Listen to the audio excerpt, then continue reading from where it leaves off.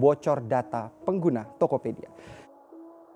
Kebocoran data atau data leak merupakan suatu case di mana sejumlah data yang bersifat pribadi itu secara tidak sengaja terekspos ke internet ataupun platform dan media serupa lainnya yang mengakibatkan terjadinya peraihan hak akses yang tidak sah oleh seseorang ataupun sekelompok cyberkriminal yang dapat memanfaatkan data tersebut demi kepentingan pribadi. Indonesia per 2021 silam dengan populasi 276 juta jiwa secara logis menjadi salah satu negara dengan data yang luar biasa banyaknya. Dilansir dari statista.com, pengguna internet di Indonesia sudah mencapai 204,7 juta dan angka ini akan terus bertambah. Seiring dengan berkembangnya proses digitalisasi di Indonesia, tentu saja tingkat resiko terjadinya kebocoran data yang ada itu akan semakin meningkat dan tidak jarang hal ini kerap dialami bahkan oleh perusahaan dan instansi ternama di Indonesia sekalipun. Nah, bulan Mei tahun 2020 silam, Tokopedia, salah satu e-commerce unicorn terbesar di Indonesia, mengakui bahwa telah terjadi kebocoran data yang menjadi salah satu peristiwa yang merusak citra baik mereka di taraf yang sangat signifikan. Dengan mengakui bahwa total pengguna aktif aplikasi sebanyak 91 juta pada tahun sebelumnya, berarti bahwa hampir semua data pengguna aktif itu diambil dan diperjualbelikan. Terdiri dari user ID, email, nama lengkap, tanggal lahir, jenis kelamin, nomor handphone, bahkan password yang untungnya masih terenkrip. Rincian data yang berhasil dicuri ini juga merupakan data yang bersifat sensitif dan juga private. Nah, walaupun password yang didapatkan masih belum dapat di decrypt, data pribadi user dalam bentuk nomor HP dan email, bahkan nama lengkap itu dapat tetap menjadi salah satu media yang dapat dimanfaatkan oleh cyberkriminal untuk melakukan phishing dan juga kejahatan cyber lainnya. Hembusan angin baik pertama yang menyelimuti kasus ini adalah kepastian dari pihak Tokopedia bahwa pada hari Minggu tanggal 3 Mei siang hari, Tokopedia mengklaim bahwa mereka telah memeriksa dan mengonfirmasi data pembayaran pengguna yang berupa kartu debit, kredit card, rekening, dan OVO itu tidak berhasil mereka didapatkan oleh peretas. Sehingga secara sisi finansial, secara langsung data pribadi finansial yang dimiliki oleh pengguna itu masih bisa dibilang tidak langsung dapat dimanfaatkan oleh peretas.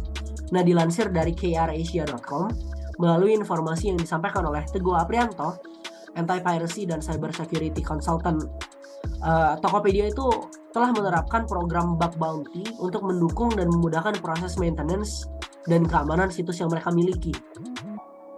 Namun pihak Tokopedia-nya ini tidak mengimplementasikan proses program yang dijalankan itu dengan baik. Terdapat beberapa kasus di mana komunitas bug hunter melaporkan bug valid yang mereka temukan, namun dari pihak Tokopedia-nya sendiri itu menyatakan bahwa bug yang telah dilaporkan dan ditemukan oleh bug hunter ini telah dinyatakan ditemukan oleh tim internal Tokopedia, sehingga bug hunter yang melapor itu tidak diberikan biaya banti yang dijanjikan. Nah, proses perbaikan bug yang dilakukan itu sendiri tidak terselesaikan hingga berbulan-bulan, sehingga kami curiga apakah bug yang dilaporkan memang ditemukan dan diatasi atau belum oleh pihak perusahaan, ujar Aprianto. Lantas, melalui kejadian yang menimpa pihak Tokopedia ini, pasal-pasal apa saja yang meliputi dan juga melindungi pihak korban yang dirugikan pada kejadian ini? Berikut ini pembahasannya. Baik, saya akan melanjutkan pembahasan mengenai pasal-pasal terkait kasus bocornya data pribadi pada Tokopedia. Saya mengambil dua contoh pasal yang mengenai kasus ini, yaitu dari UU ITE pasal 15. Berisi penyelenggara sistem elektronik harus menyelenggarakan sistem elektronik secara andal dan aman, serta bertanggung jawab terhadap beroperasinya sistem elektronik sebagaimana mestinya. Lalu saya mengambil dari Peraturan Pemerintah Nomor 71 Tahun 2019, Pasal 24 Ayat 1. Visi penyelenggara sistem elektronik wajib memiliki dan menjalankan prosedur dan sarana untuk pengamanan sistem elektronik dalam menghindari gangguan, kegagalan, dan kerugian. Selain pasal tersebut, saya mengutip CEO Tokopedia, William, yang mengatakan karena belum ada regulasi di Indonesia terkait perlindungan data pribadi, maka kami mengatasi kebocoran data praktik terbaik sesuai standar yang terjadi di global. Mengapa William bisa berkata seperti itu?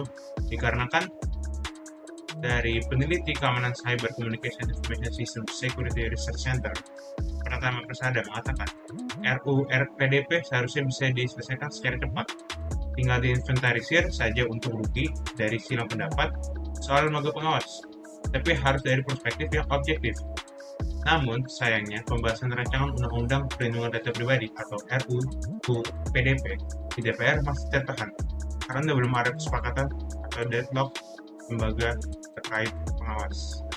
Demikian pembahasan mengenai pasal-pasal yang menyangkut bocornya data pribadi pada Tokopedia dan pendapat beberapa orang-orang yang terkait langsung terhadap kasus ini. Setelah ini akan ada pendapat dari kami yang diwakili oleh rekan kami. Seperti yang telah dijelaskan sebelumnya, UU ITE mengatur bahwa penggunaan data pribadi melalui media elektronik harus berdasarkan persetujuan orang yang bersangkutan. Oleh karena itu, pada kasus ini, peretas data pribadi tersebut dapat dikatakan melawan hukum karena yang dilakukannya tanpa persetujuan pemilik data pribadi. Di sini, perusahaan Tokopedia juga termasuk salah satu korban kejahatan yang dilakukan oleh peretas. Walaupun demikian, berdasarkan UU ITE dan peraturan yang terkait, hal tersebut tidak semerta-merta pihak pengelola dapat melepaskan tanggung jawabnya. Pengelola pribadi harus melakukan semua usaha secara maksimal untuk melindungi sistem elektronik dan data yang mereka punyai, dan mereka harus menerapkan manajemen risiko sesuai dengan aturan perundang-undangan yang berlaku. Apabila hal tersebut tidak dilakukan, maka pihak pengelola data pribadi dianggap lalai dalam melakukan kewajibannya dalam melindungi data pribadi. Setelah kami analisis, ada beberapa alasan mengapa kasus ini seringkali berakhir tanpa penyelesaian yang tuntas. Yang pertama, tidak adanya pengaturan yang secara komprehensif yang mengatur pelindungan data pribadi. Seringkali lembaga yang berwenang ragu-ragu dalam menerapkan sanksi terhadap pelanggaran data pribadi, terutama kebocoran data. Alasan lain adalah kurangnya kesadaran dari masyarakat itu sendiri akan pentingnya menjaga kerahasiaan data pribadi. Masyarakat seringkali acuh tak acuh terhadap kasus kebocoran data pribadi, padahal kebocoran data pribadi dapat merugikan pemilik data itu sendiri apabila disalahgunakan oleh banyak pihak. Mungkin itu saja yang dapat kelompok kami sampaikan. Jika ada kesalahan kata, kami mohon maaf. Saya akhiri, terima kasih. Wassalamualaikum warahmatullahi wabarakatuh.